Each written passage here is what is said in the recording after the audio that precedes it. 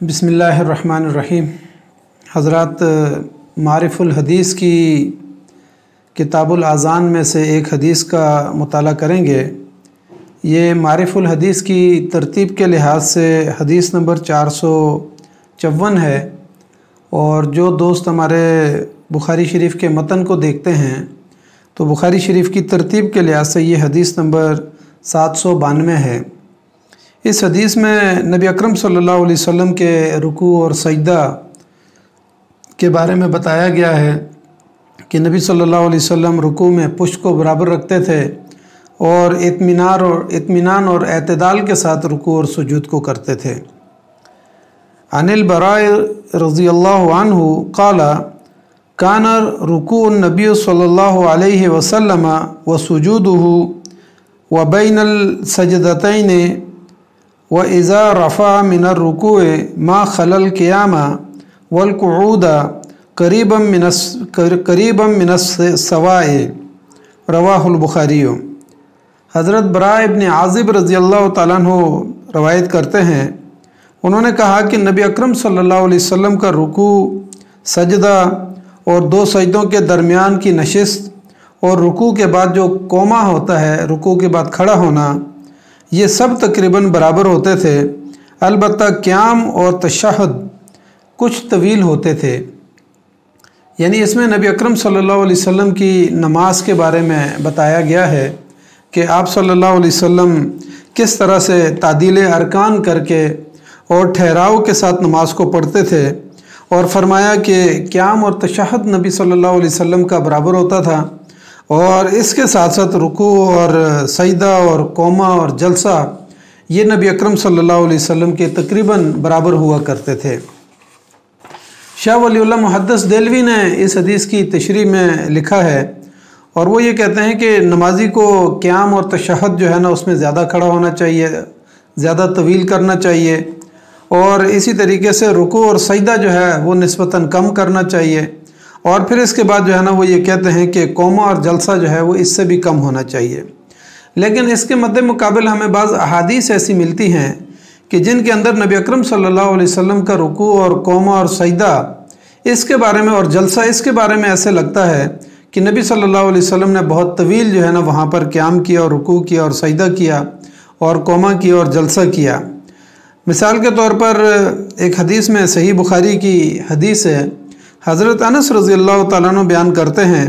कि रसूलुल्लाह सल्लल्लाहु अलैहि वसल्लम रुकू से जब सर उठाते और क़याम फरमाते, फिर आप सल्लल्लाहु अलैहि वसल्लम इतनी देर खड़े रहते कि कहने वाला कहता कि शायद आप भूल गए हैं। यानी नबी सल्लल्लाहु अलैहि वसल्लम रुकू के बाद जो है वो जब खड़े होते तो ये लगता कि जैसे नबी सल्लल्लाहु अलैहि वसल्लम सजदे में जाना भूल गए हैं। इसी तरीके से नबी सल्लल्लाहु अलैहि वसल्लम सजदा तवील करते और फिर एक सजदा करके जब जलसे में बैठते तो लोग ये समझते कि नबी सल्लल्लाहु अलैहि वसल्लम भूल गए हैं, और यानी नबी सल्लल्लाहु अलैहि वसल्लम उसके काफ़ी देर के बाद जो है ना दूसरा सजदा करते। तो इस तरह से नबी सल्लल्लाहु अलैहि वसल्लम यानी बहुत तहम्मुल के साथ रुकू और सजदा, कोमा और रुकू के बाद जो है ना जब खड़ा होना जलसा है वो कोमा है, उसको बहुत तहम्मुल के साथ करते थे। इसी तरीके से रुकू और सुजूद के तवालत का ज़िक्र भी जो है ना अहादीस के अंदर मिलता है कि क़याम कभी जो है ना नबी सल्लल्लाहु अलैहि वसल्लम का तवील होता था और कभी आप सल्लल्लाहु अलैहि वसल्लम का क़याम बहुत मुख्तसर भी होता था। वो यानी हालात के ऊपर जो है ना, अगर आप सफ़र में होते थे तो नबी सल्लल्लाहु अलैहि वसल्लम क़याम और क़िरात जो है ना वो मुख्तसर करते थे, या इसी तरीके से आप क़िरात कर रहे हैं और पीछे किसी यानी कोई बूढ़ा खड़ा है, बीमार है, या फिर बच्चे के रोने की आवाज़ आ गई, या साथ ख़वातीन खड़ी हैं, तो आप सल्लल्लाहु अलैहि वसल्लम क़याम को मुख्तसर कर देते थे। और बाद औक़ात सफ़र में आप सल्लल्लाहु अलैहि वसल्लम ने क़याम को इतना मुख्तसर किया कि फ़जर की नमाज में आप सल्लल्लाहु अलैहि वसल्लम ने माउज़तैन को भी पढ़ा। तो इससे अंदाज़ा होता है कि नबी सल्लल्लाहु अलैहि वसल्लम यानी उमूमी तौर पर नमाज को तो तवील पढ़ते थे, लेकिन जब इज्तिमाई नमाज होती तो उसमें नबी सल्लल्लाहु अलैहि वसल्लम अपने मुक्तदियों का बहुत ज़्यादा ख्याल रखते थे। अल्लामा इब्न बत्ताल लिखते हैं कि मौलवी ने कहा है कि इस हदीस में रुकू और सजदा और कोमा और जलसा की जो सिफ़ात बयान की गई हैं, दरअसल ये नमाज की तकमीली सिफ़ात हैं कि नबी अकरम सल्लल्लाहु अलैहि वसल्लम नमाज को कैसे पढ़ते थे। और उन्होंने कहा कि जब एक शख्स तन्हा नमाज पढ़ रहा हो तो वो अपने रुकू और सुजूद और यानी कोमे को और जलसे को अपने क़याम से भी अगर तवील करना चाहे तो वो कर सकता है, यानी क़याम भी जितना तवील करना चाहे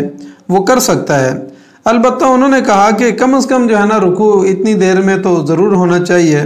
कि वो अपने घुटनों के ऊपर हाथों को जमा ले अच्छी तरीके से, इतनी देर तक उसका जो है ना रुकू होना चाहिए।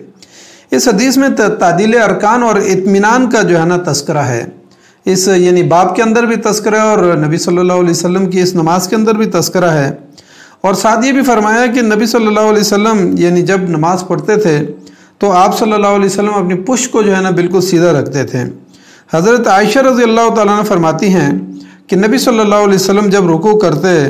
तो अपने सर को ना तो बहुत ज़्यादा उठाते थे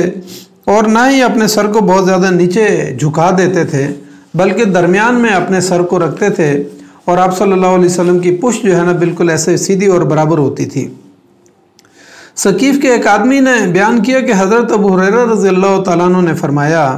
कि रुकू में कमर को टेढ़ा करने से बचो, यानी रुकू में जो है ना कमर को या तो ऐसे ऊपर की तरफ या बिल्कुल नीचे की तरफ जो है ना नहीं झुकाना चाहिए। और मुसन्नफ़ इब्न अबी शिबा बयान करते हैं कि अबू नसर बयान करते हैं कि हज़रत काब रज़ी अल्लाह तआला अन्हु ने कहा,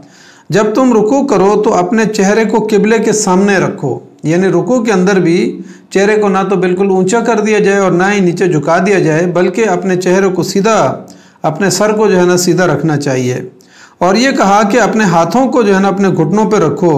और कहा कि गधे की तरह जो है ना टेढ़े और कुबड़े होके खड़े ना हो, यानी झुको नहीं, यानी रुको इस तरीके से ना करो, यानी सर को ना तो बहुत ज़्यादा नीचे झुकाओ ना बिल्कुल ऊंचा करके रखो। तो इस हदीस के अंदर भी जो है ना यानी मुसन्नफ़ इब्न अबी शिबा ने ये बात लिखी है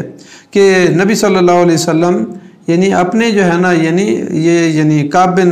हज़रत काब रज़ी अल्लाह तआला अन्हु फरमाते हैं कि यानी रुकू जो है ना इस तरीके से करना चाहिए कि बिल्कुल जो है ना उसका सर जो है ना किबले की तरफ हो। दरअसल इन तमाम अहादीस में जो है ना तहम्मुल के साथ नमाज़ पढ़ने की बात हुई है, इत्मीनान क़ल्ब के साथ जो है ना नमाज़ पढ़ने की बात हुई है और नमाज के अंदर तादील अरकान जो है ना वो करने की ज़रूरत है। और यही वो चीज़ें होती हैं जिसकी वजह से नमाज के अंदर खुशू और खुजू पैदा होता है। और ऐसी ही नमाज होती है कि जो इंसान के दिल के ऊपर और इंसान के जवारे के ऊपर असरअंदाज होती है। और फिर ऐसी ही नमाज होती है जिसकी वजह से इंसान की सोच और फ़िक्र के अंदर तब्दीली आती है, उसका दिल जो है ना मुनव्वर हो जाता है। तो ये वो बुनियादी चीज़ें हैं कि अगर हम नमाज को नबी अकरम सल्लल्लाहु अलैहि वसल्लम के तरीके के मुताबिक पढ़ेंगे तो उसका नतीजा ये निकलता है कि इंसान के लिए वो नमाज ढाल बन जाती है, बुराइयों के यानी सामने वो ढाल बन जाती है। और ऐसे ही नमाज को नबी अकरम सल्लल्लाहु अलैहि वसल्लम ने अपनी आँखों की ठंडक करार दिया है। इसलिए हम दुआ करते हैं अल्लाह ताला से कि अल्लाह ताला हमें नबी अकरम सल्लल्लाहु अलैहि वसल्लम के तरीके के मुताबिक नमाज़ पढ़ने की तौफीक अता फ़रमाए और उस नमाज की असर पजीरी हमें अता फ़रमाए। वरना तो आज हमारे माशरे के अंदर लोग नमाज भी पढ़ते हैं, 5 वक्त के पाबंद होते हैं, लेकिन उसके बावजूद हमारे माशरे के अंदर, हमारे घरों के अंदर, हमारे तिजारत के अंदर, हमारे कारोबारी ज़िंदगी के अंदर, हमारी इनफरादी और इज्तिमाई ज़िंदगी के अंदर वो ख़राबियाँ उसी तरीके से मौजूद रहती हैं। इसका मतलब यह है कि हमारी नमाज़ें बेअसर हो गई हैं। इसलिए हमें अपनी नमाज़ों को मुअस्सर बनाने के लिए नबी अकरम सल्लल्लाहु अलैहि वसल्लम की सीरत का मुताला करना चाहिए और नबी अकरम सल्लल्लाहु अलैहि वसल्लम की नमाज के मुताबिक अपनी नमाज को अदा करना चाहिए। अल्लाह ताला से हम दुआ करते हैं कि अल्लाह ताला हमें नबी अकरम सल्लल्लाहु अलैहि वसल्लम की नमाज की तरह अपनी नमाज़ पढ़ने की तौफीक अता फ़रमाए। जज़ाकल्लाहु खैर। अस्सलामु अलैकुम व रहमतुल्लाहि व बरकातुहू।